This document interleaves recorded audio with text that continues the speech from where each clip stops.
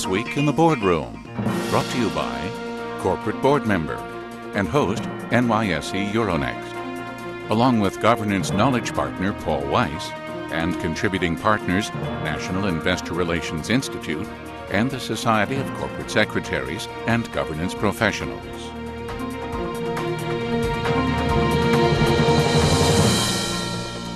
Welcome to this edition of This Week in the Boardroom. I'm TK Kerstetter with Corporate Board Member, and it is certainly my pleasure today to welcome back a longtime friend and a former co-host, actually, when we first launched the show, I don't know, 2 years ago or something like that. So let me welcome back Catherine Bromilow, who's a partner for the Center of Board Governance with PwC. And Catherine, welcome back to the show. Thanks so much, TK. We're going to be talking about key year-end questions for audit committees. And it's good we're talking about audit because I think there's been a fairly long gap since we have dealt with audit issues on the show. So this is very timely. And the first question I want to ask you, Catherine, is with all that's gone on and the regulatory scrutiny and everything that's happened, what should the audit committees be focusing on year-end? Sure, TK. Well, there are probably a handful of sort of accounting issues or reporting developments that are key, but maybe let me focus on three today. One would be asset impairments, the second would be pension obligations, and then the third would be income taxes. From an asset impairment perspective, it's probably not a surprise that asset values are still under pressure. And it's actually rather interesting. This is the fourth consecutive year in a row where around year end we are providing guidance to audit committees around issues around asset impairment. And I think in part that really reflects just how long and difficult the economic recovery has been. But not only are there all of the sort of historic kinds of asset valuation and impairment issues, but this year has brought whole new requirements to really think carefully if companies are holding European sovereign debt and how they're valuing that at year end. One of the things we also know is that the regulators are really looking at how management is valuing assets. Even when your management team is using a third-party asset provider or asset valuation provider, how management is really vetting and making sure those values are appropriate. One other thing we know is that when you're talking about a company actually taking an impairment or a major impairment, that the regulators are actually looking at what kind of maybe foreshadowing disclosure the company did to warn the market over a number of quarters that there may be a big impairment charge coming, and just whether or not there was that foreshadowing or they, in effect, surprised the market. There is one piece of good news when we're talking about asset impairments, though, and that is the fact that in the fourth quarter of 2011, the Financial Accounting Standards Board issued updated guidance on looking at impairments for goodwill. And what that will allow your companies to do is actually have a fairly much more simplified process that they can apply in many ways, which will reduce the cost for your management teams and the complexity. And while that new guidance actually starts applying in 2012, there is an option for companies under certain circumstances to adopt it early. So that's the whole sort of asset impairment. Unfortunately, hasn't gone away. Hopefully by next year at this time we won't have to talk about it anymore, but it is still an issue for your audit committees to consider. The second area is pension obligations. And as those of you who are on audit committees know, there are some pretty significant estimates and judgments and assumptions that go into pension accounting. And those of you who are on audit committees also will know that even a minor change in some of those assumptions can have some pretty big changes in what companies record and disclose. And probably the two biggest assumptions, or the two main assumptions, are the return on assets and the discount rate that's used.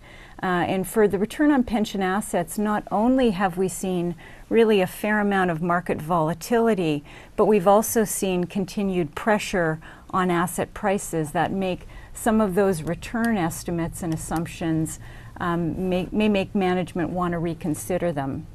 On the discount rate, we're in a situation or an environment right now with almost historic low long-term rates, and that's going to have an effect on what management is calculating as well. And all of these put together may mean that you're actually facing situations where your unfunded pension obligations are really increasing pretty substantially for your companies, and that will then have potential liquidity or need to provide additional funding implications. Now, TK, the third item I mentioned is income taxes. And particularly if your companies have large amounts of deferred tax assets, whether or not they're going to be able to realize those. If your companies are in situations where you've had losses for a few years, that really may call into question whether those deferred tax assets are realizable. And so that might be a good area for you to engage in some pretty substantial dialogue with your management team and your external auditors, and also making sure that your management team is fully documenting the realizability of those assets, because that's something we know when regulators question accounting and disclosure, they also want to see what management's documented about their judgments. Whenever I think of year-end financials, I think of disclosures. Mm-hmm. And when I think of disclosures, I think of regulators. So putting those together, what are the regulators focusing on in the way of disclosures that affect audit committees? Sure. And again, TK, this is an area where we probably could do a few shows, and there are a handful of key disclosures, but maybe just for the sake of our discussion today, I'll focus on two. One of those is loss contingencies, and then the other is segment reporting.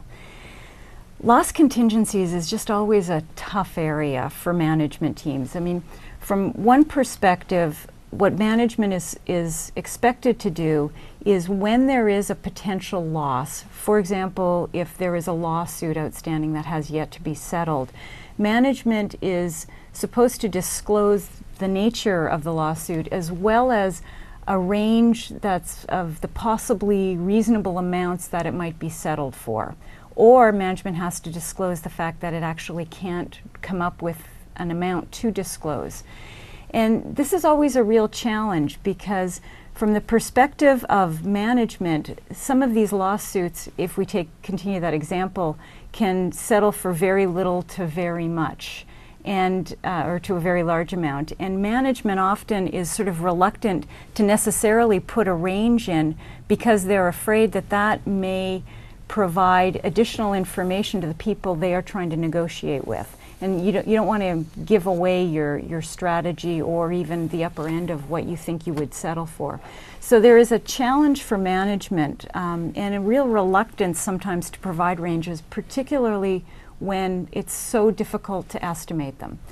From a shareholders and a regulator's perspective, on the other hand, and again continuing with the example of a lawsuit, there is a lot of frustration when quarter after quarter a company will say, can't estimate the amount, can't estimate the amount, can't estimate the amount. And then when the lawsuit settles, suddenly there is a huge charge. And we know that when that happens, the SEC and the other regulators that apply will be asking management, two key questions. What did you know and when did you know it? And really asking to see some of the documentation. So it's important as you sit on your audit committees and discuss loss contingencies with management to be clear with them and to really understand how management's process worked, what they're evaluating, and what the ultimate disclosures are that management intends to make, and just understand the environment around loss disclosures. Now, the other element I mentioned was segment reporting, and this is a perennial favorite for a comment letter process, or for the SEC's typical comment letters. Companies have to disclose information broken down by business segments, and where the SEC begins to get concerned is where companies tend to disclose only one or two business segments. One of the interesting things is that the SEC staff who are reviewing companies' filings are no longer just reviewing the filings. Instead, they're going to your company's website to look at how you are articulating and describing the business. They're listening in on analyst calls, and they're reading speeches and interviews your CEO gives to see if the way the executives and the rest of the company are describing the company and its operations is consistent with how the filings work.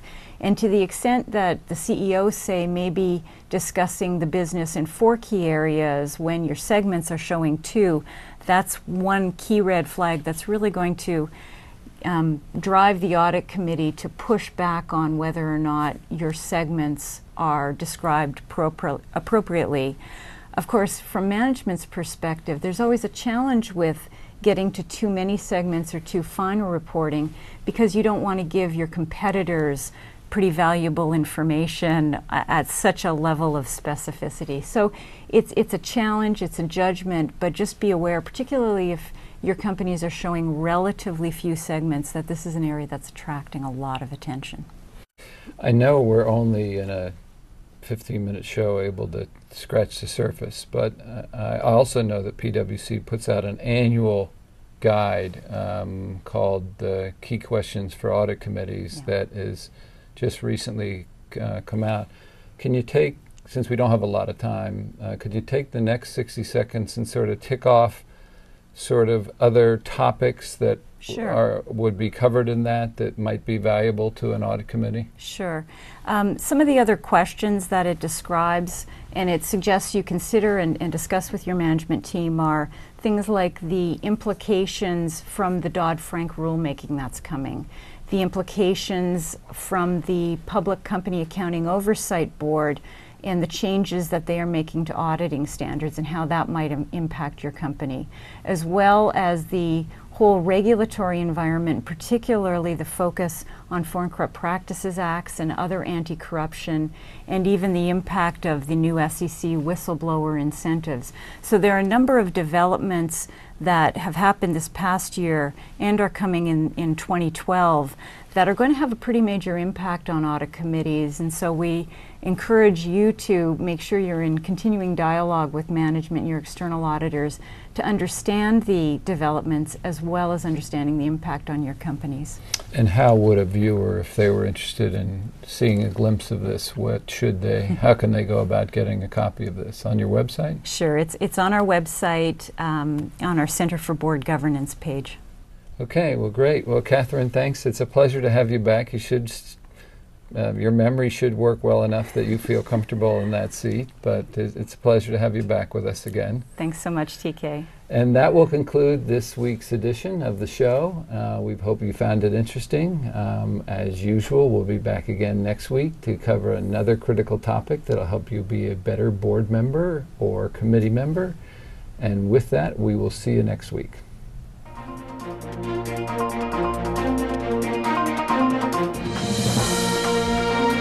Join us again next week for This Week in the Boardroom, brought to you by Corporate Board Member and host NYSE Euronext, along with Governance Knowledge Partner Paul Weiss and contributing partners National Investor Relations Institute and the Society of Corporate Secretaries and Governance Professionals.